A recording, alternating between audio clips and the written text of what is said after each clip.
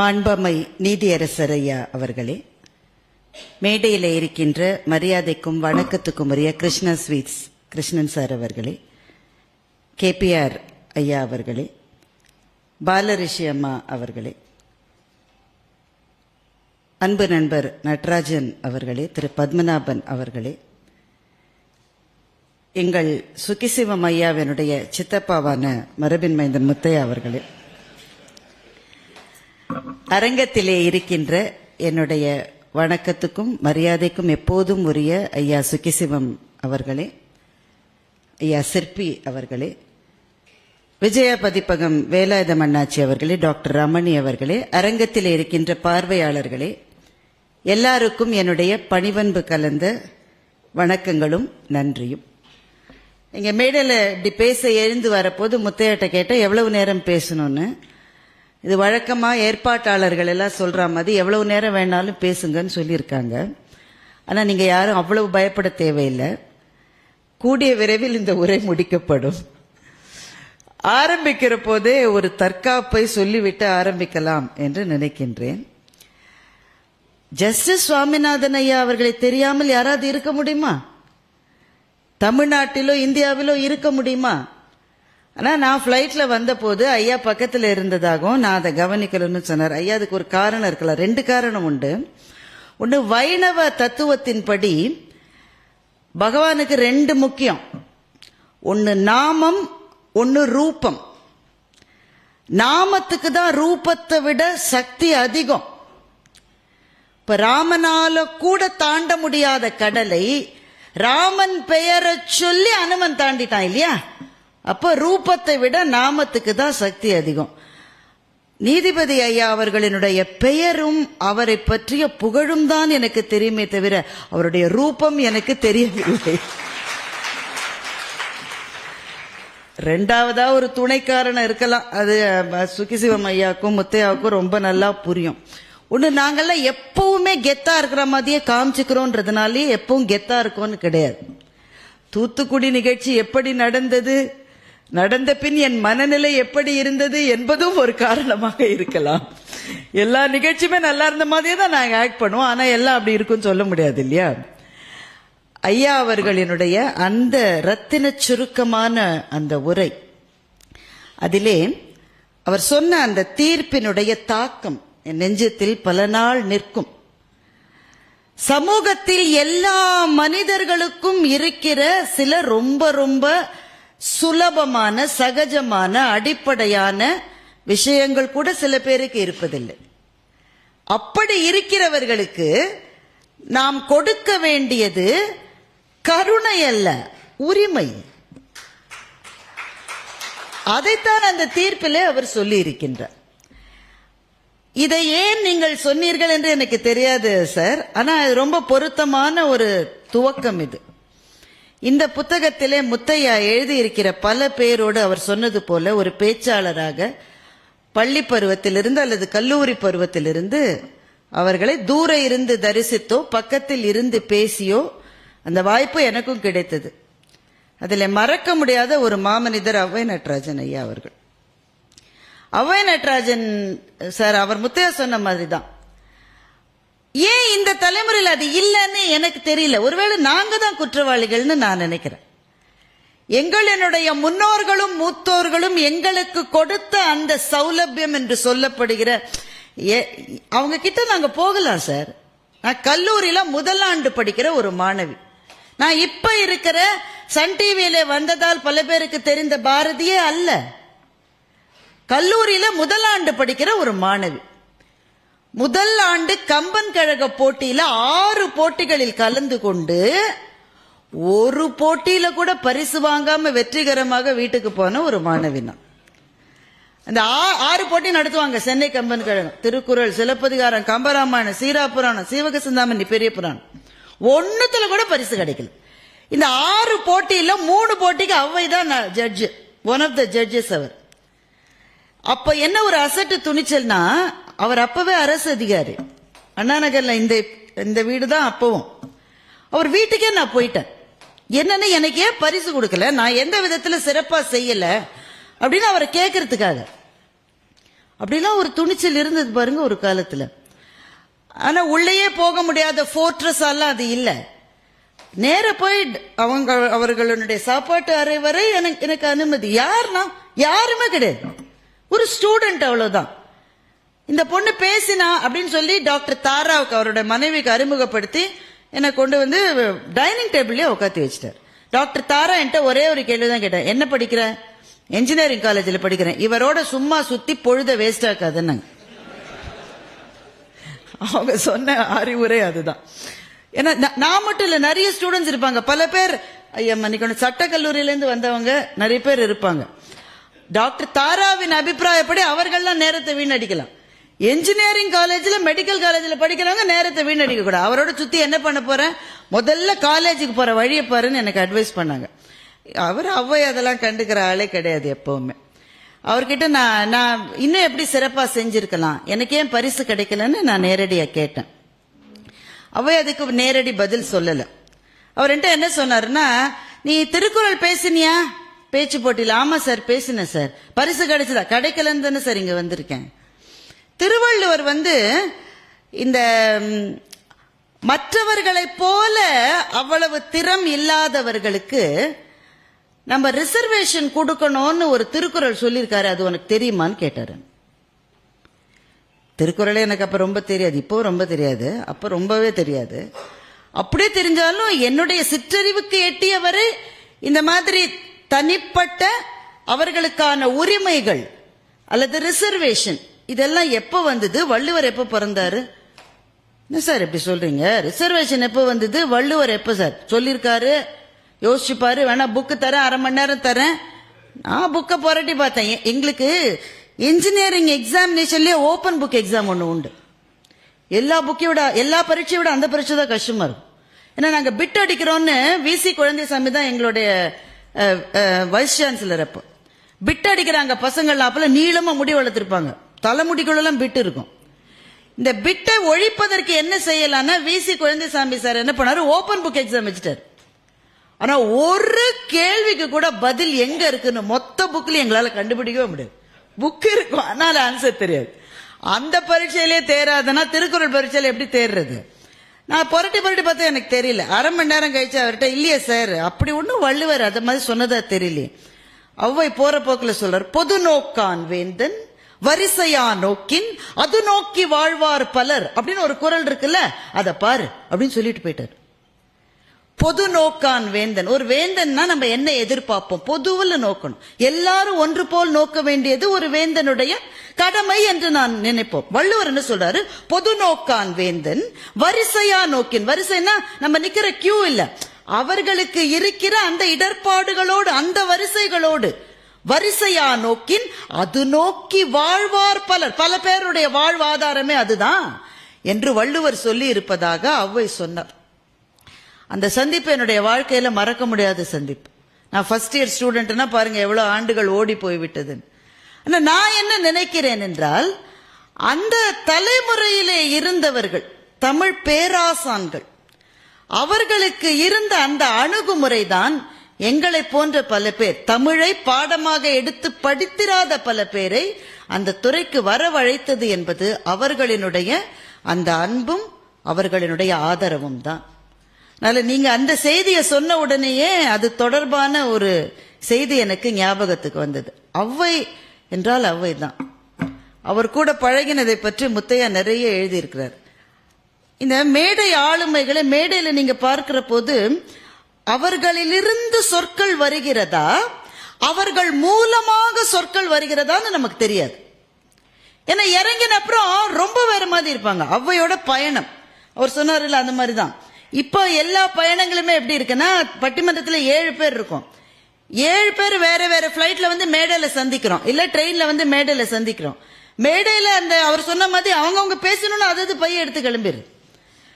அதற்கு பிறகு உட்கார்ந்து ஒப்ப தலை கூடி உள்ள பிரிதல் அனைத்தே புலவர் தொழில். வள்ளுவர் எப்படி இதை எழுதினார்னு எனக்கு தெரியல. மேடையில பேசுவது ஒரு சுகம், அந்த பேசியதை பற்றி பேச்சுக்கு பிறகு பேசுவது இன்னொரு சுகம் அல்லவா? அதை இழந்து விட்ட தலைமுறையின் தலைவாயிலில் நாங்கள் நிற்கின்றோம். ஆனா அந்த தலைமுறை அப்படி கிடையாது. சிந்து பேரவை படம் பார்த்திருக்கீங்களா? ரெண்டு பேரும் மட்டும் தலையாட்டுறீங்க.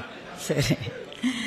ஒரு கச்சேரி முடிஞ்ச உடனே அந்த பாடகர் சிவகுமார் ஐயா தான் அந்த ரோல் பண்ணிருப்பார். அந்த பாடகர் வெளியில வருவாரு, பக்கவாத்தியக்காரர்கள் தேடி வருவார். பக்கவாத்தியக்காரங்க அத்தனை பேர் சீட் விளையாடிட்டு இருப்பாங்க. இவருக்கு சீட் எல்லாம் தெரியவே தெரியாது. இவருக்கு சங்கீதத்தை தவிர எதுவுமே தெரியாது. இவர் சொல்லுவார், ஒரு சீட்டு விளையாடிட்டு இருக்கீங்களா? பாடுறது ஒரு சுகம், அந்த பாட்டை பத்தி பேசுறது இன்னொரு சுகம். பேச ஆள் கிடைப்பாங்களான்னு வந்தேன்னு ஒரு காட்சி வச்சிருப்பாரு கே பாலச்சந்தர். பேச்சாளர்களுக்கும் அப்படித்தான். பேசுவது ஒரு சுகம் தான். ஆனா பேசி முடிச்ச பிறகு உட்கார்ந்து அதை பற்றி பேசிக் கொண்டிருப்பது பரம சுகம். அதை முழுவதுமாக இழந்து விட்ட பேச்சாளர் தலைமுறைக்கு அவர்கள் காரணம் என்று நான் சொல்ல மாட்டேன். ஒருவேளை நாங்கள் தான் காரணம் என்னவோ. எங்களுடைய முன்னோர்கள் அப்படி இல்லை. ஓப்ப தலை கூடி உள்ள பிரிதல் அனைத்தே புலவர் தொழில். அந்த மேடைக்கு ஒரு 3 நாள் முன்னாடியே வந்துருவாங்க.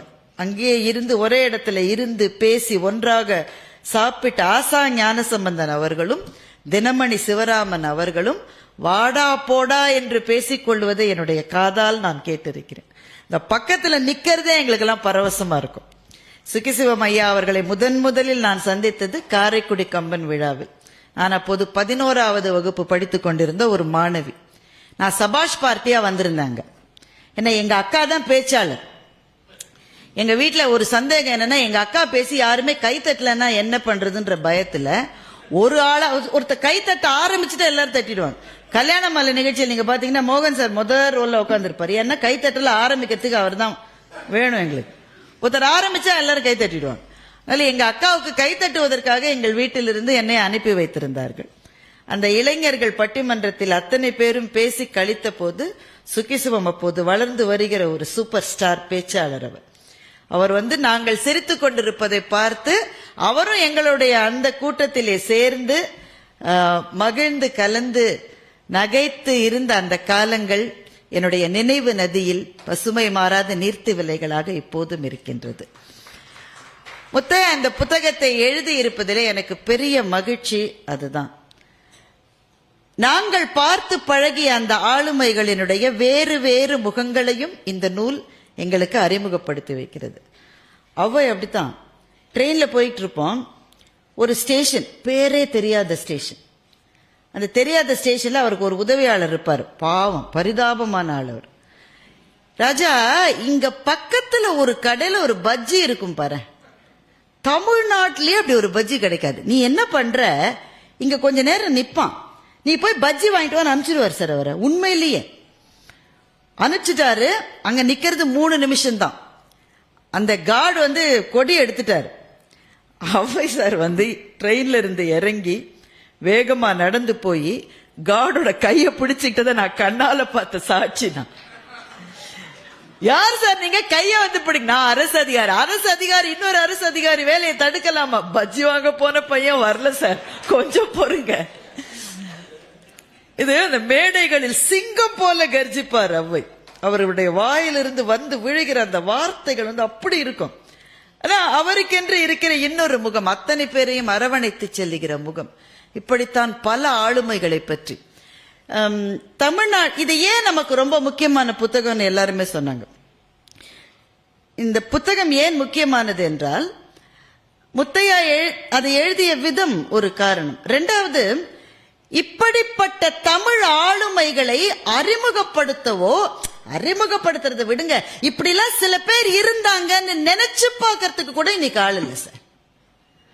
எங்களுக்கு அது ஒரு மகத்தான வருத்தமாக இருக்கிறது. சில சமயம் வாழ்க்கையை பற்றி நினைத்தால் எங்களுக்கு பயமாக இருக்கிறது.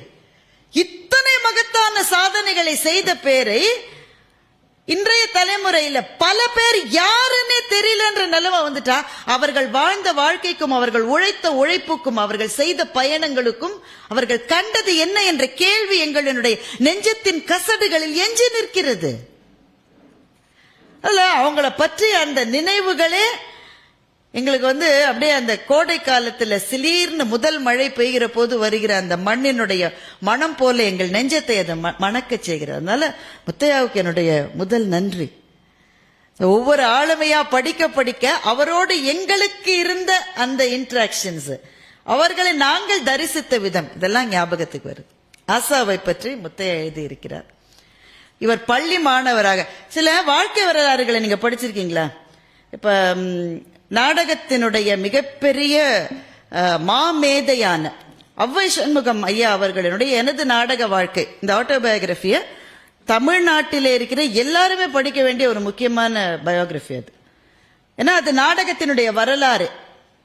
அவர் ஆரம்பிக்கிற போது தன்னை பத்தி தான் எழுத ஆரம்பிப்பார். அவர் பிறப்பு, அவர் வளர்ப்பு, அவர் நாடகங்கள். பாதி பயோகிராபில சங்கரதாஸ் சுவாமிகள் ஒரு பெரும் ஆளுமையாக எழுந்து வருவார். இவர் தன்னை பற்றி எழுதுவதை கிட்டத்தட்ட நிறுத்திவிட்டு சங்கரதாஸ் சுவாமிகளை பற்றி அவ்வளவு எழுதியிருப்பார் அதுல. அப்ப ஒரு நூலை எழுதுகிற போது இன்னொருவருடைய பர்சனாலிட்டி புறப்பட்டு வருவது போல இந்த 33 பேரை பற்றியும் முத்தையா எழுதி இருக்கிற போது இதன் ஊடாக முத்தையாவினுடைய ஆளுமை பிரம்மாண்டமாக எழுந்து வருவதை என்னால் இந்த புத்தகத்திலே தரிசிக்க முடிந்தது. இன்னும் கூட கைதட்டலாம், என்ன ஒரு எழுத்தாளருக்கு இவ்வளவுதானே.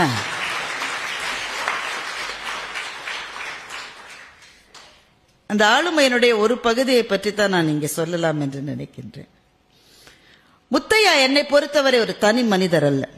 அவர் ஒரு ஸ்தாபனம், அவர் ஒரு இயக்கம், ஒரு தன்னந்தனி மனிதர்.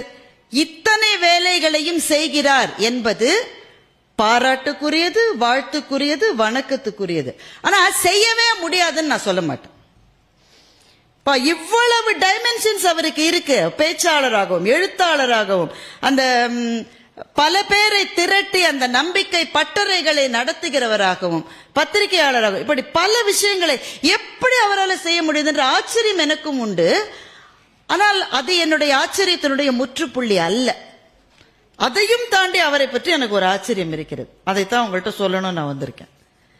இத்தனை துறைகளில் இயங்குகிற முத்தையா யாருடனாவது முரண்பட்டு நின்றார் என்று நம்மில் யாருமே கேள்விப்பட்டிருக்க மாட்டோம். யாருடனுமே அவர் முரண்படவில்லை என்பதனாலேயே யாரோடும் அவருக்கு மாற்று கருத்து இல்லை என்பது பொருளாகாது. ரெண்டுத்துக்கு இருக்கிற வித்தியாசம் உங்களுக்கு புரியுதா? சில பேர் யாரோடையுமே முரண்பட மாட்டாங்க. ஏன்? To safeguard themselves. நான் பாதுகாப்பா இருக்கணும்னா எல்லாரும் சொல்றதுக்கு சரின்னு சொல்லிட்டு அதை விட எளிதான அது அல்ல. அவருக்கென்று இருக்கிற சில கருத்துக்களை, சில விழுமியங்களை, அவருடைய பார்வைகளை அவர் மாற்றிக்கொள்ள மாட்டார். அதற்கு முற்றிலும் மாறுபட்ட கருத்தை கொண்ட யாராவது இருந்தாலும் அவர்களோடும் நட்போடு பழகவும் அவர்கள் முன்னாலே எந்த விதமான முரண்பாடு இல்லாத ஒரு உறவை பேணவும் முத்தையாவால் எப்படி முடிகிறது என்பதுதான் அவரை பற்றி எனக்கு இருக்கிற ஆச்சரியங்களிலே மகத்தான ஆச்சரியம். தமிழ்நாட்டு இலக்கியத்துறையில் இருக்கிற யாரை வேண்டுமானாலும் நீங்கள் கேட்டு பாருங்கள். ஒரு பேரை சொன்ன உடனேயே அவர்களுக்கு அந்த நபரை எனக்கு ரொம்ப நல்லா தெரியுமே என்று சொல்லுகிற ஒரு நபர் இருக்கிறார் என்றால் அது முத்தையாவாக மாத்திரம்தான் இருக்கும். இது எப்படின்னு எனக்கு ரொம்ப ஆச்சரியமா இருந்தது. ஆனா இது எல்லாருக்கும் சாத்தியம் கிடையாது. இது ஒண்ணு அவர்கள் வணங்குகின்ற அபிராமியனுடைய கருணை அவர் மீது பரிபூரணமாய் இருப்பதனால், அது I am with you but I am not with you என்று ஆங்கிலத்தில் சொல்லுவார்கள். நான் உன்னோட நண்பன் தான், ஆனா அதுக்குன்னு நீ சொல்ற எல்லா கருத்தையும் அவர் ரொம்ப நண்பரா இருக்கிற சில பேரை பார்த்தாலே உங்களுக்கு தெரியும் இது சேரவே சேராத. அது இன்றைக்கு தமிழ்நாடு இருக்கிற சூழலில் யார் ஒரு கருத்தை சொல்ல வந்தாலும் கருத்தை கேட்பதை விட நீ யார் என்று கேட்பதில் தானே நமக்கு அக்கறை இருக்கிறது. வாயை திறப்பதுக்கு அந்த ஆளா அதுதான் அவ்வளவுதான் சொல்லுவாங்க. எப்பொருள் யார் யார் வாய் கேட்பினும் அப்பொருள் மெய்ப்பொருள் காண்பது அறிவு என்கின்ற விழுமியத்தை முழுவதுமாக இழந்துவிட்ட ஒரு சூழலில் நாம் வாழ்கிறோமோ என்று நாங்கள் எல்லாம் அச்சப்பட்டு கொண்டிருக்கிற நேரத்தில் முத்தையாவை பார்த்தால் எனக்கு அதுதான் ரொம்ப பெரிய ஆச்சரியம். அவர் 10 வேலை செய்யறான்றது ஆச்சரியம், அதை விட இதுதான் எனக்கு பெரிய ஆச்சரியம். முரண்பாடுகள் இல்லாமலேயே உன் கருத்திலிருந்து நான் மாறுபடுகிறேன் என்கின்ற ஸ்டாண்டை எப்படி எடுக்கிறீங்க அப்படின்னு அவர்கிட்ட நான் கேட்கல. அதுக்கு பதிலாக கல்பத்ரா நாராயணனுடைய ஒரு கவிதையை நான் படித்தேன். அவர் மலையாளத்துல எழுதுவாரு, எனக்கு மலையாளம் தெரியாது. அதனால அநேகமாக ஜெயமோகன் தான் மொழிபெயர்த்திருக்க வேண்டும் என்று நினைக்கிறேன். மொழிபெயர்த்தவர் யார் என்று எனக்கு தெரியவில்லை. ஆனால் அந்த மொழிபெயர்ப்பை நான் படித்தேன். இந்த கவிதையை கொஞ்சம் கேளுங்க. ரொம்ப ரொம்ப அருமையா மனசுல வச்சுக்க வேண்டிய ஒரு கவிதை. அப்படி இல்ல தாத்தா என்றாள் என் பேத்தி, அப்படி இல்ல தாத்தா என்றாள் என் பேத்தி, என்னுடைய செல்பேசி இப்போது அவள் கையில். அது தாத்தாக்கு சரியா செய்ய வரல, பேத்தி ஹெல்ப் பண்றா, இதுதான் கான்டெக்ஸ்ட். என் செல்பேசி இப்போது அவள் கையில். தண்ணீரின் மீது நடக்கும் இயேசுநாதர் போல தொடுதிரையை தொடாமலேயே அவளுடைய கைகள் அதன் மீது நர்த்தனமாடின. தண்ணீரின் மீது நடக்கின, தண்ணீரின் மேல் அவர் நடக்கல, அதுக்கு மேலதானே நடந்தார். தண்ணீரின் மேல் நடந்த இயேசுநாதர் போல தொடுதிரையை தொடாமலேயே அவளது கைகள் தொடுபேசியின் திரையில் நர்த்தனமாடின. வர்ணங்கள் வந்தன, வார்த்தைகள் புரிந்தன, போர் வீரர்கள் போர் புரிந்தார்கள். இப்படி கூட என்று வாங்கி நான் தொட்டேன், எல்லாமே மறைந்து போனது. அவ பாக்குறப்போ எல்லாம் வருது, இப்படி கூட என்று வாங்கி நான் தொட்டதும் எல்லாமே மறைந்து போனது. இந்த அனுபவம் பல பேருக்கு இருந்திருக்குமே. எல்லாமே மறைந்து போனது. நீங்க அழுத்துறீங்க, அழுத்தக்கூடாது, தொடக்கூட வேணாம், தொட்டாப்புல செஞ்சாலே போதும் என்று என்னுடைய பேத்தி என்னிடம் சொன்னாள். தொடக்கூட வேணாம், தொட்டாப்புல செஞ்சாலே போதும் என்று என்னுடைய பேத்தி சொன்னாள். அப்போதுதான் எனக்கு புரிந்தது, வாழ்க்கையில் மெல்ல கையாள வேண்டிய பலவற்றை நான் அழுத்தியே கையாண்டிருக்கிறேன். அதனால்தான் காலம் என்னை இங்கே கொண்டு வந்து நிறுத்தி இருக்கிறது என்பது அப்போதுதான் எனக்கு புரிந்தது என்ற கல்பத்ரா நாராயணின் கவிதையை படித்த போது எந்த காரணத்தினாலும் எனக்கு முத்தையாவின் நினைவு வந்தது. எல்லா இடங்களையும் தண்ணீரின் மீதாக நடக்கும் இயேசுநாதரின் பாதங்களைப் போல தொட்டும் தொடாமலும் கடந்து சென்று தன் கருத்துக்களை விடாமல் அதைவிட உறவுகளை பேணி காப்பதிலே அவருக்கு இருக்கின்ற அந்த ஆளுமைதான் இந்த 75 புத்தகங்களின் பின்னாலே இருக்கிற ரகசியம் என்று நான் நினைக்கின்றேன். அதனால அந்த விஷயத்தை நீங்கள் கற்றுக் கொடுங்கள் முத்தையா. பட்டறை நடத்த வேண்டியது அப்படித்தான். என்றால் இன்றைய உலகத்தில் தன்னந்தனியாக யாருமே இனிமேல் வாழ முடியாது. ஒருவர் கையை பற்றி கொண்டுதான் நாம் மேலே மேலே முன்னேறி செல்ல முடியும். அப்படி பற்றி கொள்ளுகிற கையை கொண்டிருப்பவர் நம் கருத்துக்களோடு ஒத்துப்போகிறவராகத்தான் இருக்க வேண்டும் என்ற கட்டாயம் எதுவும் இல்லை. எல்லாவற்றையும் விட மனித உறவுகளும் நட்பும் முக்கியம் என்பதை முத்தையா அவர்கள் ஒரு பட்டறையின் மூலமாக கற்றுத்தர வேண்டும். 77வது புத்தகமாக அதுவும் இருக்கலாம் என்பதையும் இந்த இடத்திலே பதிவு செய்து கொள்ள நான் ஆசைப்படுகின்றேன். நண்பர்களே, அவர் சொன்ன ஆளுமைகளை பற்றி ரொம்ப சில தகவல்கள். முதல்ல இங்கே இருக்கிற ஒருத்தர்ல இருந்து நான் ஆரம்பிக்கணும். அவர் கிருஷ்ணன் சாரை பத்தி எழுதுறாரு முத்தையா. அபாரமான நகைச்சுவை உணர்வு கொண்டவர் கிருஷ்ணன் சார். அது எவ்வளவு பேருக்கு தெரியும் தெரியாது. நீதிபதி ஐயா, note this point your honour. ஏனென்றால் நீங்கள் வந்து சொன்ன போது சரி சரி என்று நகர்ந்தது அவருடைய முகம் அல்ல, அதீத நகைச்சுவை உணர்வு அவருக்கு உண்டு. முத்தையா ஒரு தடவை கிருஷ்ணன் சாருக்கு போன் பண்ணிருக்காரு. போனை வச்சோன்னு திரும்ப போன் பண்ணிருக்காரு, ஏதோ ஒன்று சொல்ல மறந்து போய். 3வது தடவை திரும்பவும் போன் பண்ணிருக்காரு. மீண்டும் முத்தையா என்று முத்தையா சொல்லி இருக்கிறார். கிருஷ்ணன் சொன்னார், மீளாத கிருஷ்ணன் என்று சொல்லி இருக்கிறார். கிருஷ்ணன் சார் ஒருத்தர் வீட்டுக்கு போன் பண்ணிருக்காரு. அந்த ஆள் நல்லா தெரிஞ்ச ஒரு பர்சன். அவர் வீட்டுக்கு போன் பண்ணிருக்காரு. வீட்டுக்காரம்மா போனை எடுத்திருக்காங்க. இது ஒரு தப்பாயா? வீட்டுக்காரம்மா போனை எடுத்து அவர் குளிக்க போயிருக்காரு என்ன அந்த அம்மா சொல்லியிருக்கு. ராங் நம்பர்னு போனை வச்சிருக்காரு. என்ன இவ்வளவு கம்மியா சிரிக்கிறீங்க? நம்ம ஆள் குளிக்க மாட்டார்னு அவருக்கு அவ்வளவு நல்லா தெரிஞ்சிருக்கு, அதனால ராங் நம்பர். இவர் கிருஷ்ணன் சார்ட்ட ஒருத்தர் சொன்னாரா, அந்த ஃபங்க்ஷனுக்கு வந்தே ஆகணும்னு என்ன கட்டாயப்படுத்துறாங்க சார், நீங்க வந்தாதான் இலையே போடுவேன்றாங்க. கிருஷ்ணன் உடனே சொன்னார், இலை எடுக்க ஆள் இல்ல போல இருக்கு பாவம். அபாரமான நகைச்சுவைக்கு சொந்தக்காரர். ஆனா அவருடைய பார்வை என்பது அந்த நகைச்சுவை அதையெல்லாம் தாண்டி எந்த கருத்துக்களையும் ஏற்றுக்கொள்கிற ஒரு பார்வை கிருஷ்ணனுக்கு உண்டு, கிருஷ்ணன் சாருக்கு உண்டு. அதை முத்தையா இந்த நூலிலே பதிவு செய்திருக்கிறார். அதேதான் திரும்ப நான் முன்னாடி சொன்ன அதே விஷயம் தான். நம் ஒவ்வொருவருக்கும் கருத்துக்கள் உண்டு, கருத்து உரிமை நமக்கு உண்டு. அந்த கருத்தில் இருந்து மாறுபட்ட கருத்தை கொண்டவர்கள் நம்முடைய பகைவர்கள் அல்ல, நம்முடைய விரோதிகள் அல்ல. இந்த கருத்தை நான் ஏற்றுக்கொள்வதற்கு எனக்கு எவ்வளவு உரிமை இருக்கிறதோ அந்த கருத்தை அவர் வைத்துக் கொள்வதற்கு அவ்வளவு உரிமை இருக்கிறது. நானும் அவரும் ஏன் நண்பர்களாக இருக்க முடியாது? எங்கள் இரு கைகளும் குலுக்கிக் கொள்வதை இடையில் இருந்து வெட்டுகிற வாள் யாருடைய வாள்? அதுதான் கிருஷ்ணன் சார் அதை பற்றி பதிவு செய்திருக்கார். சிற்பி ஐயாவை பற்றி ரொம்ப எனக்கு மனதுக்கு அதுல நெகிழ்ச்சியாக இருந்தது. சிற்பி ஐயாவினுடைய ஓட்டுநரை பற்றி பதிவு செய்கிறார் முத்தையா. அந்த ஓட்டுநர் ஒருவேளை ரொம்ப தூரம் ஓட்டினதுனாலே அந்த ஒரு குறிப்பிட்ட டீ கடையில டீ சாப்பிட்றதுக்கு சிற்பி ஐயாவினுடைய ஓட்டுநருக்கு பிடிக்கும். அவர் அந்த வழியா போகும்போது ஓட்டுநர் சிற்பி ஐயாட்ட கேட்டா, ஐயா டீ சாப்பிட்றீங்களான்னு கேட்பாராம். அப்படித்தானே கேட்க முடியும்? நான் டீ சாப்பிடணும்னு சொல்ல முடியாது இல்ல. இவருக்கு டீ சாப்பிட வேண்டாம் என்றாலும் ஒவ்வொரு முறையும் இவர் அந்த இடத்திலே நிறுத்தி ஓட்டுநரை டீ சாப்பிட சொல்லிவிட்டு தானும் கூட சேர்ந்து சாப்பிடுவாராம். அந்த ஓட்டுநருக்கு பத்திரிகைகள் படிப்பதிலே ஆர்வம் உண்டு. அதை சிற்பி ஐயா தெரிந்து கொண்டு இவர் பத்திரிகைகள் எல்லாம் வாங்கி தவறுதலாக காரிலே மறந்து வைத்து விட்டதை போல வச்சுட்டு போயிடுவாராம், அவர் அதை படிக்க வேண்டும் என்பதற்காக. இந்த புத்தகத்தை படித்த பிறகுதான் சார் எனக்கு தெரியும் உங்கள் கவிதைகள் பலவற்றை படித்திருக்கிறேன்.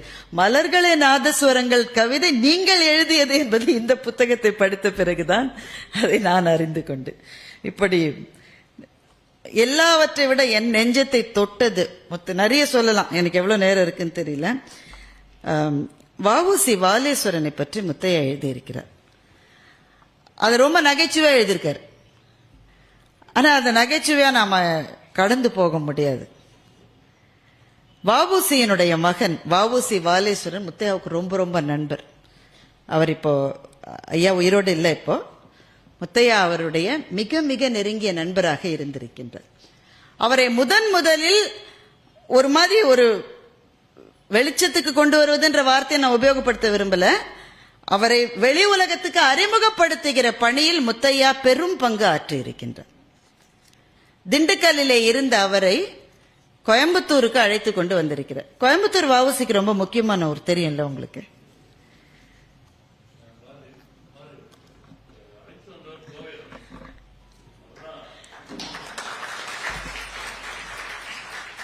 அவர் எழுதியிருக்கார், கோவை ரமேஷ் அண்ணாவை பத்தியும் எழுதியிருக்கார் முத்தையா.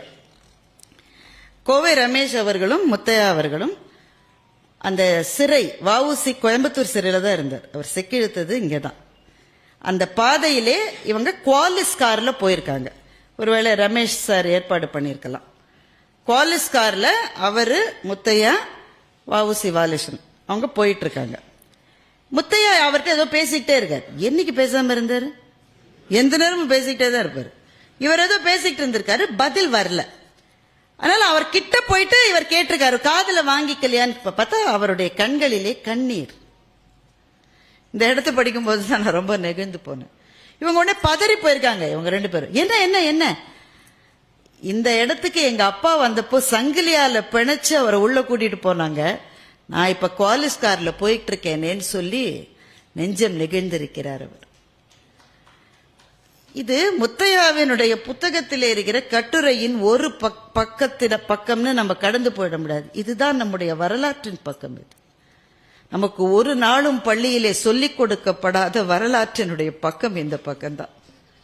இதை விட முத்தையா ஒன்று எழுதுகிறார். அதை எப்படி நான் சொல்ல போறேனே எனக்கே தெரியல.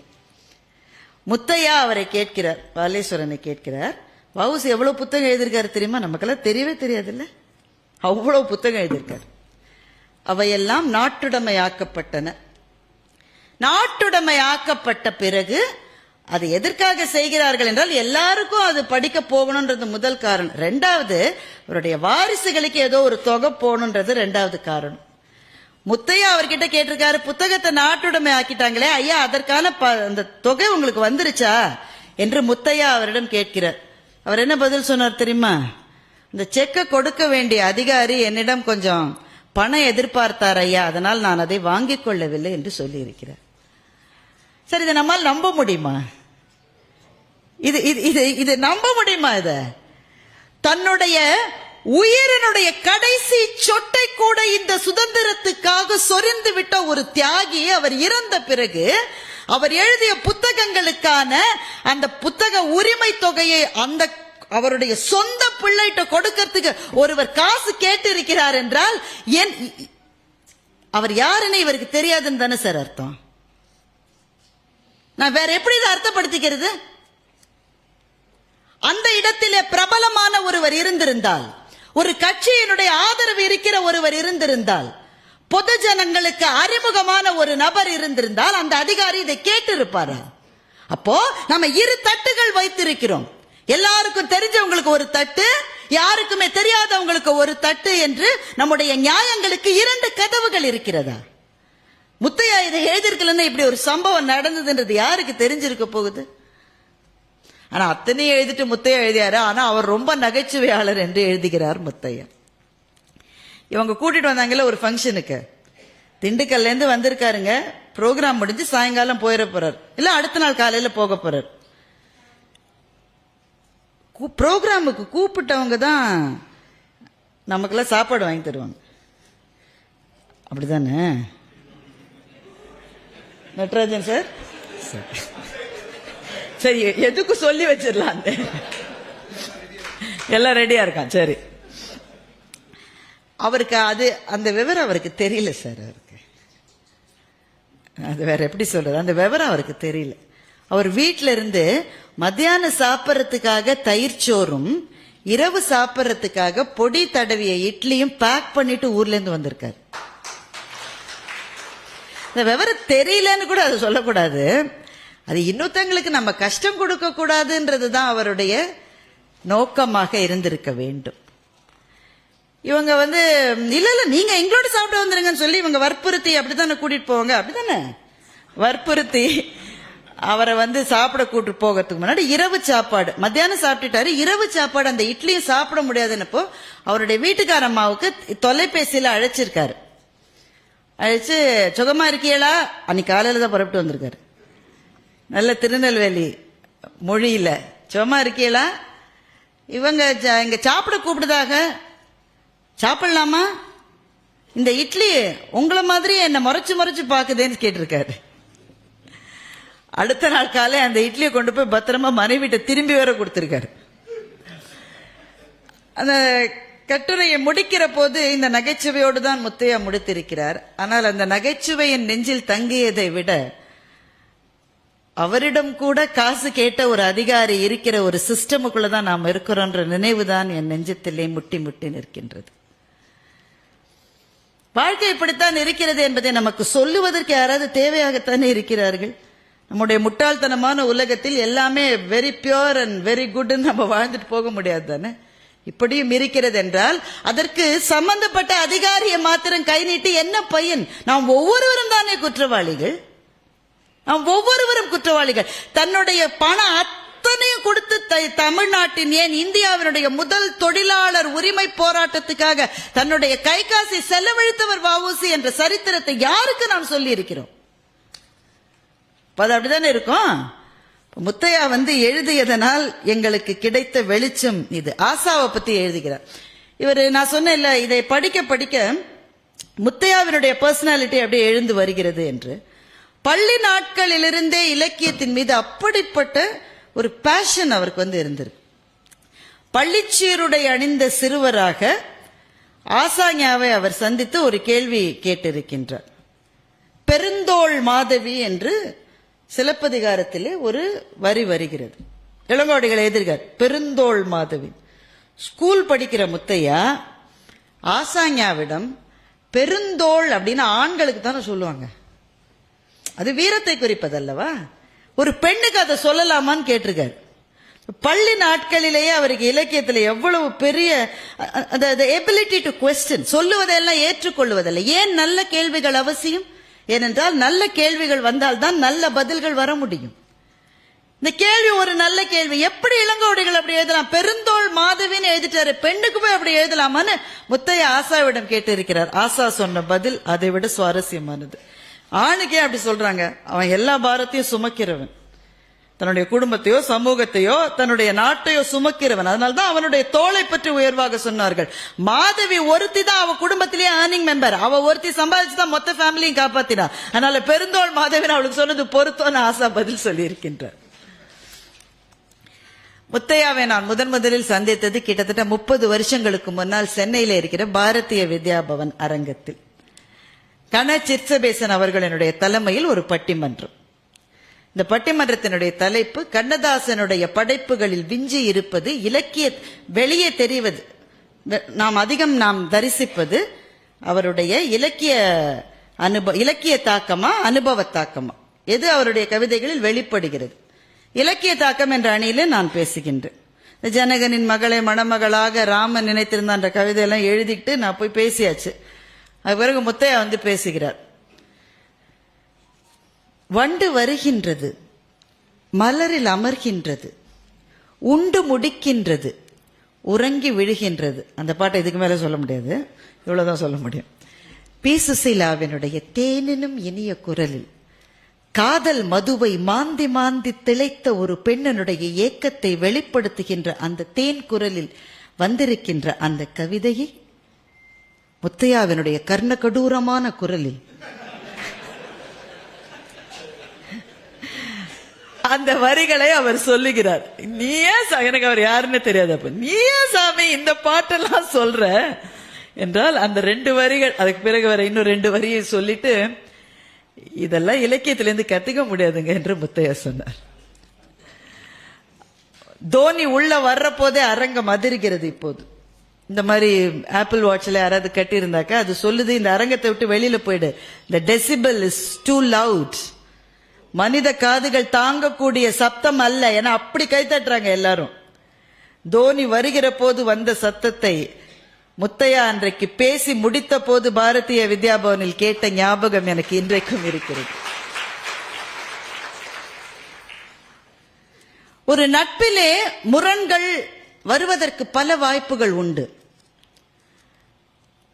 சில பேரினுடைய கோபம் அதற்கு காரணமாக இருக்கலாம். என்னை நீ புரிந்து கொள்ளவில்லையே என்ற ஆதங்கம் அதற்கு காரணமாக இருக்கலாம். உனக்கு வந்தது எனக்கு வரவில்லையே என்கின்ற பொறாமையும் அதற்கு காரணமாக இருக்கலாம். இந்த 3ஐயுமே தாண்டியவர் முத்தையா. அதனால்தான் அவருக்கு எவ்வளவு நண்பர்கள் இருக்கிறார்கள். ஒருவர் பொறை இருவர் நட்பு என்கின்ற அந்த சொற்றொடர் இருக்கிறதே, அதற்கு இலக்கணமாகவே வாழ்கிறவர் அவர் தான். ஆசாவுக்கு திரும்ப போலாம். ஏன்னா ஆசாவோடு எனக்கும் கிட்டத்தட்ட அதே மாதிரியான ஒரு அனுபவம் உண்டு. நான் 11ஆம் வகுப்பு மாணவியாக காரைக்குடி கம்பன் விழாவுக்கு போன கதையை உங்களுக்கு சொன்னேன். திரும்பி வர்ற போது சொதப்பல். ஏன்னா எல்லாரோட டிக்கெட்டும் கன்ஃபார்ம் ஆயிருச்சு. எனக்கும் நண்பர் நீலகண்டன் என்று ஒருவர், 2 பேருக்கு மட்டும் டிக்கெட் கன்ஃபார்ம் ஆகல. எங்க 2 பேரையும் வச்சுட்டு பாக்கியெல்லாம் எங்க அக்கா உட்பட, அவளுக்கு கைத்தட்ட தான் நான் வந்திருக்கேன், அவங்களையும் போயிட்டான். எங்க 2 பேருக்கும் செயலாளர் என்ன சொன்னார் என்றால், நீங்க திருச்சியில கொண்டு டிராப் பண்ணிடுறேன் காரைக்குடியில இருந்து, அங்க நீங்க ட்ரெயின்ல போங்க, ஒரு பெரியவர் துணைக்கு வருவார் என்று சொன்னார். நாங்க 2 பேரும் ட்ரெயின்ல ஏறின பிறகுதான் தெரிந்தது அந்த பெரியவர் ஆசா என்று எங்களுக்கு தெரிந்தது. அவர் யார் என்று கூட தெரியாத ஒரு அறியாமையில் இருக்கிற வயது எனக்கு.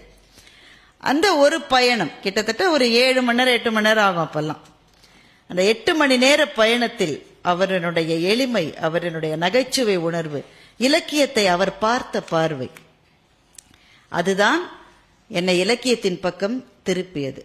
அது ஒரு தீட்சை என்றுதான் அதை சொல்ல வேண்டும். அது ஒரு இலக்கிய தீட்சை.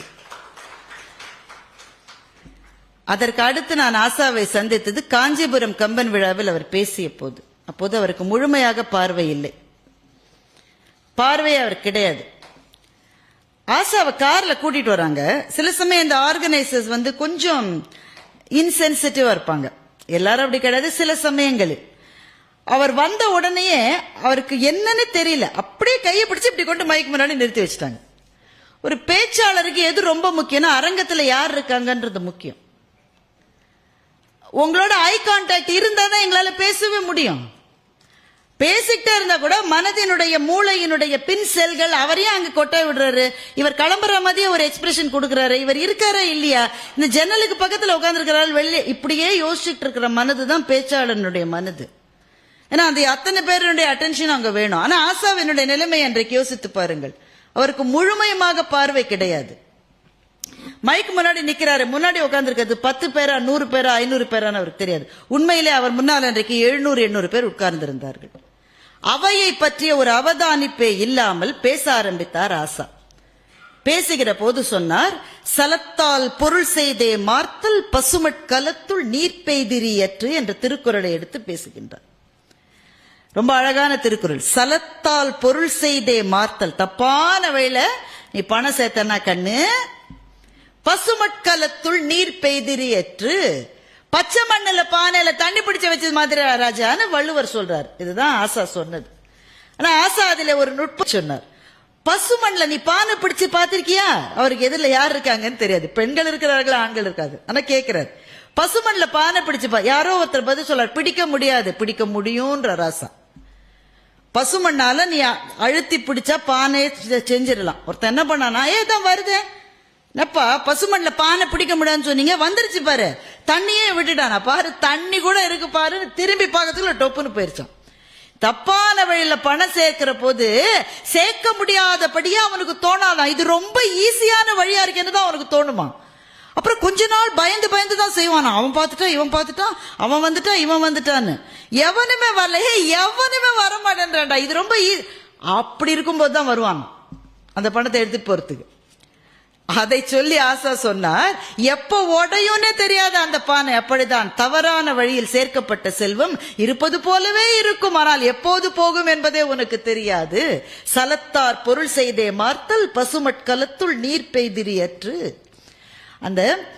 அந்த கருத்தை அங்க அவர் யோசிச்சு பேசிதான் நான் நினைக்கல. இந்த புத்தகத்திலே பேசப்பட்டிருக்கிற பெருமக்கள் பல பேருக்கு அவர்கள் கடுமையான உழைப்பாளிகள். ஆனால் மேடையிலே பேசிய இலக்கிய சுவைகளை விட கீழே இருக்கின்ற உரையாடல்களில் அவர்கள் உதிர்த்த இலக்கிய சுவையினுடைய ஆழமும் அடர்த்தியும் இன்னும் 1000 மடங்கு. அதை பக்கத்திலே இருந்து கேட்டு வாங்கி மாந்தி பயன்பட்ட தலைமுறை நாங்கள். அநேகமாக நாங்கள் தான் அதனுடைய நிறைவு தலைமுறையாக இருப்போமோ என்று கூட எனக்கு பயமாக இருக்கிறது. அவர்களினுடைய அந்த அன்பிலும் நட்பிலும் திளைத்த இன்னும் நிறைய உதாரணம். சிலம்பலி செல்லப்பனை பத்தி எழுதியிருக்காரு, அதுவுமே எனக்கு கண்ணீர் வந்துருச்சு. சிலம்பலி செல்லப்பன் அப்பவே அரசு துறை ஒன்றுல டைரக்டர். அவர் ஒரு நிகழ்ச்சிக்கு அவரை கூப்பிட்டுருக்காங்க. கூப்பிட்டுட்டு ஹோட்டலுக்கு போய் அவருக்கு ரூம் எல்லாம் புக் பண்ணிருக்காங்க. ஹோட்டல்ல என்ன குளறுபடி நடந்ததுன்னு தெரியல, உங்க பேர்ல ரூமே இல்லைன்னு சொல்லிட்டாங்க. ரூமே இல்லைன்னு சொல்லிட்டாங்க. நம்ம சுவாமிநாதன் சார் மாதிரியே அவர் போயிருப்பார் போல இருக்கு. எந்த பந்தாவுமே நம்ம பொண்ணு நாங்க என்னதான் சார் செய்வோம், நாங்க எல்லாத்தையும் பார்த்தே பழகிட்டோம்ல. பின்னாடி ஒரு 100 கார் வருது, முன்னாடி ஒரு 10 கார் போறது, இதை எடுத்துட்டு பயனட் எடுத்துட்டு போலீஸ், இப்படியே பார்த்துட்டோம் நாங்க. அப்புறம் ஒண்ணுமே இல்லைன்னா எங்களுக்கு எப்படி தெரியும்? அவர் அப்படியே போயிருப்பார் போல இருக்கு. ரூம் இல்லைன்னு சொல்லிட்டாங்க. ரூம் இல்லைன்னு சொன்னோன்னா அவர் எந்த இடத்துல ப்ரோக்ராம் நடக்குதோ அந்த இடத்துக்கே வந்துட்டாரு. அவர் ப்ரோக்ராம் ஆரம்பிக்க இன்னும் 4 மணி நேரம் இருக்கு. அங்க சேர்ல உட்கார்ந்து இருக்காரு. இவங்க இங்க அலமோதுறாங்க, எங்க போனாருன்னு தெரியல. ஹோட்டலுக்கு போய் கேட்டு அவருக்கு ரூம் இல்லாத செய்தியை கண்டுபிடிச்சு, அப்பெல்லாம் செல்போன் கிடையாது, தேடி தேடி கடைசியில அரங்கத்துக்கு பார்த்தா ஒரு இருக்கையில ஒரு மூலையில உட்கார்ந்து இருக்காரு. ஐயோ தப்பு நடந்து போச்சியா, மன்னிப்பு கேட்காதீர்கள் என்று மாத்திரமே சிலம்பொலி சொல்லி இருக்கிறார். இன்னைக்கு புல்லு சேர்ல கூட இல்ல. இன்னைக்கு ஒரு பேச்சாளர்கிட்ட நீங்க எப்படி சொல்லிட முடியும்? சொல்லிடுவீங்க நீங்க. என்ன நடக்கும் தெரியுமா அப்புறம்? ஆனா ஆர்கனைசேஷனுடைய கஷ்டங்களை உணர்ந்தவர்கள் சார் அவங்க கிட்ட நாங்க படித்த மாபெரும் பாடங்கள் அதுதான். எங்க நடுவர் ஐயாட்டி நாங்க படிச்ச பெரும் பாடம் அதுதான். சில இடத்துல ரொம்ப காக்க வைப்பாங்க, 2 மணி நேரம் ஆயிரும், 2.5 மணி நேரம் ஆயிரும். நாங்களா கொதிப்போம் அப்படியே. சிற்பி அவருக்கு ரொம்ப பிடித்த அந்த குரல், அதை தான் இப்ப நான் சொல்ல போறேன்.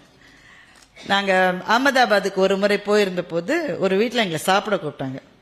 ஒரு ஏழை தமிழ் குடும்பம். அவங்களுக்கு தமிழ் மொழி தெரிகிறதே தவிர தமிழ்நாட்டு உணவுகளோடு பழக்கமே இல்லை அவங்களுக்கு. அந்த டச்சே அவங்களுக்கு இல்லை. அந்த அம்மா சப்பாத்தி இவ்வளவு பெரிய பெரிய சோள ரொட்டியையும் அப்படி காரமா உருளைக்கிழங்கு கூட்டு செஞ்சு வச்சிருக்கு. எங்க நடுவருக்கு ஏற்கனவே ஒரு ப்ராப்ளம் வயிறு சரியில்லாம போய் ஒரு மாதிரி தயிர் சாத்தினால அவரை சரிப்படுத்தி நாங்க கூட்டிட்டு போயிருக்கோம். அங்க போய் அந்த ரொட்டியை பார்த்த உடனே நானும் ராஜா சார் ரொம்ப நன்றி, நாங்க வேணா கிளம்புறோன்ற ரேஞ்சில் இருக்கோம். நாங்க இவர் கீழே உட்கார், இது இல்ல டைனிங் டேபிள் இல்ல, போடு. அந்த அம்மா ஒரு ரொட்டியை வைக்குது, இன்னொரு ரொட்டியை போடுமா. 2வது ரொட்டி நான் அவரோட கையை பிடிக்கிறேன், ஐயா இருமா நீ நல்லா இருக்குல்ல, போடுமா அந்த கூட்ட வைமா. நல்லா வளைச்சு கட்டினாரு மனுஷன். வெளியில போகும்போதே அவருக்கு உடம்பு சரியில்லை. நான் சொன்னேன்ல, அது எங்க ரேஞ்ச் எப்படி இருக்கு பாருங்க. நாங்க அவர்கிட்ட பேசுற முறை, நான் பக்கத்தில் இருக்க, நான் பரமசிவன் கழுத்தில் இருக்கிற பாம்பு அல்லவா நாங்கள் கருடனை பார்த்தால் சௌக்கியமா என்று தானே கேட்போம். நாங்க அவரை பார்த்து கேட்கிறேன், நான் சொல்றேன் இல்ல நீங்க சாப்பிடாதீங்கன்னு, எதுக்காக அதை போய் சாப்பிட்டீங்க? ஏய் உனக்கு புரியலடா, நான் இது வேணாம்னு சொல்லியிருந்தா அந்த ஆள் அந்த அம்மாவை போட்டு அடிச்சிருப்பான். அந்த அம்மாவுக்கு அது ஒண்ணுதான் செய்ய தெரியும், அதை செஞ்சிருக்கு. நான் வேண்டான்ட்டா அந்த ஆளு அடிச்சிருப்பான். அந்த அம்மாவை காப்பாத்தணும்னு நான் ஒருவேளை கஷ்டப்படுறதில்ல, அதுல என்னடா பெரிய கஷ்டம் இருக்கு? இதுதான் அவர்களுடைய பெருந்தன்மை. இதை ஏன் நாம புத்தகத்துல பதிவு செய்ய வேண்டியது ரொம்ப முக்கியம்னு நான் நினைக்கிறேனாக்க, இப்படியும் மனிதர்கள் வாழ்ந்தார்கள் தெரிந்தால்தானே நாம அப்படி இருக்க முடியும். நமக்கு முன்னுதாரணங்களே இல்லாதது தானே இன்னைக்கு நமக்கு இருக்கிற மிகப்பெரிய பிரச்சனையாக இருக்கு. ஓ இந்த மாதிரி ஒரு சிச்சுவேஷன் வந்து இப்படி நடந்துக்கலாம் என்று தெரிந்தால் அடுத்தது நமக்கு அப்படி ஒரு நிலை வருகிற போது, அவர் அப்படி நடந்துட்டார்ல நாம அப்படி நடந்துக்கலாம் என்று தெரிந்து கொள்வதற்கான ஒரு மாபெரும் கதவைத்தான் முத்தையா இப்போது திறந்து வைத்திருக்கிறார் என்று நான் நினைக்கின்றேன். இது இதோடு முடியக்கூடாது. அந்த புகழ்பெற்ற கடிதத்தை பத்தி அவர் ஏற்கனவே சொல்லிட்டாரு. சுக்கிசிவம் ஐயா அவர்களுடைய தகப்பனர், அது பேக்ரவுண்ட சொல்லாம நைஸா ஃப்ராட் அடிச்சிட்டாரு. நான் சொல்றேன், இப்ப சுக்கி ஐயாவுடைய அப்பா சுக்கி சுப்பிரமணியம் ஐயா அவர்கள் அவங்க வீட்டுல புத்தகங்களை அடுக்குவதற்கு சிறுவனான முத்தையாவை உதவிக்கு கூப்பிட்டு இருக்கிறார். முத்தையா 2 நாள் போய் புத்தகத்தெல்லாம் அடுக்கிருக்காரு. 3வது நாள் சாருக்கு போக மனசு இல்லை. அப்ப என்ன செய்யணும்?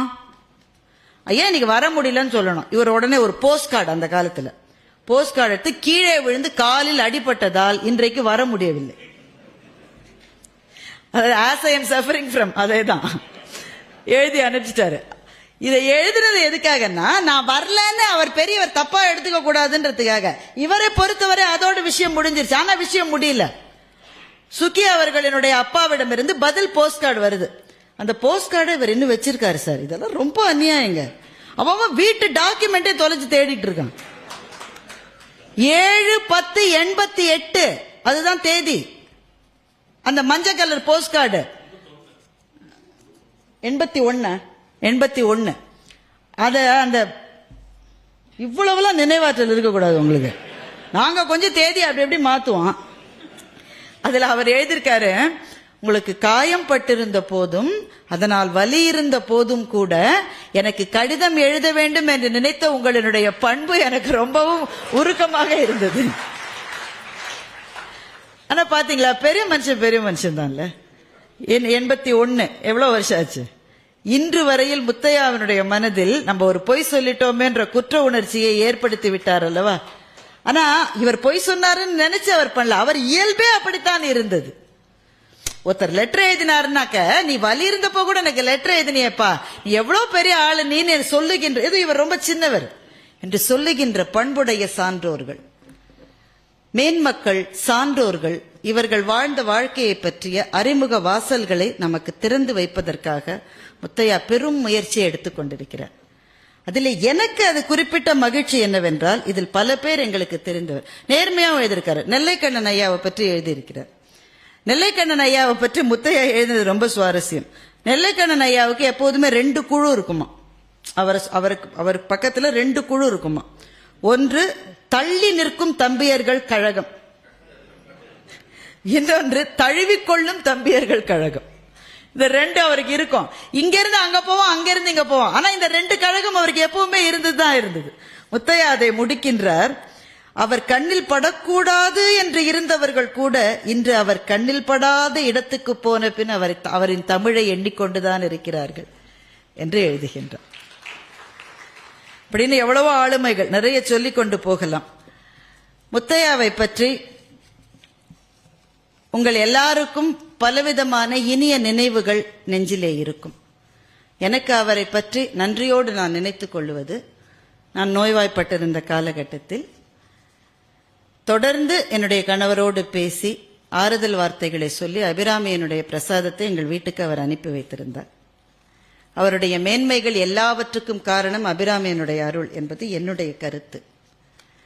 ஆனால் அந்த கருத்துக்கு மாற்று கருத்து கொண்டிருந்தவர்களோடும் அதே மாதிரி அவர் நட்போடு இருந்திருக்கிறார். கோவை ஞானியோடு மிகச்சிறந்த நட்பில் இருந்திருக்கின்றார். கோவை ஞானி, முத்தையா, சாலமன் பாப்பையா 3 பேரும் ஒரு இடத்துல சந்தித்திருக்கிறார்கள். கோவை ஞானி பாப்பையா சாரை பார்த்து கேட்டிருக்கிறார், என்ன பாப்பையா, ஒரு வருஷத்துக்கு 300 கூட்டம் நீ போறன்னு பேசிக்கிறாங்க என்று கேட்டிருக்கிறார். பாப்பையா சார் பதில் சொல்லியிருக்கிறார், யாரோ தப்பா சொல்லியிருக்காங்க ஐயா, வருஷத்துக்கு நான் 350 கூட்டம் எல்லாம் போறேன் என்று பதில் சொல்லியிருக்கின்றார். அப்படி அத்தனை பேரினுடைய ஆளுமைகளினுடைய நல்ல விஷயங்களையும் நல்லது அல்ல என்று தோன்றுகிற சில விஷயங்களை எவ்வளவு சொல்ல வேண்டுமோ அப்படியும் சொல்லி மிக மிக நேர்மையாக எழுதப்பட்ட ஒரு புத்தகம். இந்த புத்தகத்தை வாங்கி நாம் படிக்க வேண்டும். அது முத்தையாவுக்கு செய்கிற உதவி அல்ல, அது தமிழுக்காக இப்படியெல்லாம் வாழ்ந்தவர்கள் இருக்கிறார்கள் என்று நமக்கு நாமே தெரிந்து கொண்டு நமக்கு செய்து கொள்கிற உதவி என்றுதான் நான் நினைக்கின்றேன். சினிமா துறையிலே இருந்தவர்கள் இன்றைக்கு அவர்கள் ஒருவேளை இல்லாவிட்டாலும் கூட அவர்களை பற்றிய தகவல்கள் அவர்களுடைய வீடியோஸ் கொள்ளையாக இருக்கிறது. இசைத்துறையில் இருந்தவர்கள், அவர்களை பற்றிய தரவுகள் இருக்கின்றன, மிக மிக நல்ல ரெக்கார்ட்ஸ் எல்லாரும். பேச்சு துறையில இருந்தவர்கள் எங்கே போனார்கள் சார்? அவங்களோட எத்தனை பேரினுடைய பேச்சு காற்றோடு காற்றாக கலந்து போயிருக்கின்றது. எத்தனை பேரினுடைய பேச்சு.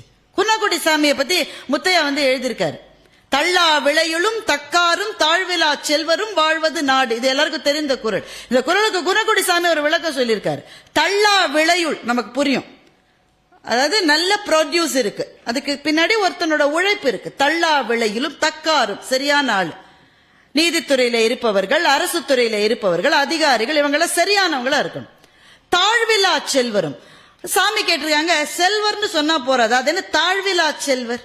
செல்வருக்கு மாத்திரம் என்ன தாழ்விலா செல்வர்னு ஒரு இதை போட்டிருக்காரு முன்னாடி. சாமி என்ன விளக்க சொன்னாருன்னா, இந்த தள்ளா விளையுளை கொடுப்பவர்கள் உழைப்பாளிகள், செல்வத்தை கொண்டிருப்பவர்கள் செல்வந்தர்கள், நடுவில் இருப்பவர்கள் தக்கார் நீதிமான்கள் மாதிரி, அவங்க முள்ளு மாதிரி இருக்கணும். உழைப்பை கொடுக்கிறவனும் செல்வத்தில் நிறைந்தவனும் சமமா இருக்கணும். இது தாழ்ந்துருச்சுன்னா, இந்த தட்டு மேல போச்சுனாலும் சமுதாயத்துக்கு நல்லதில்ல, இந்த தட்டு தாழ்ந்து இந்த தட்டு மேல போனாலும் சமுதாயத்துக்கு நல்லதில்ல.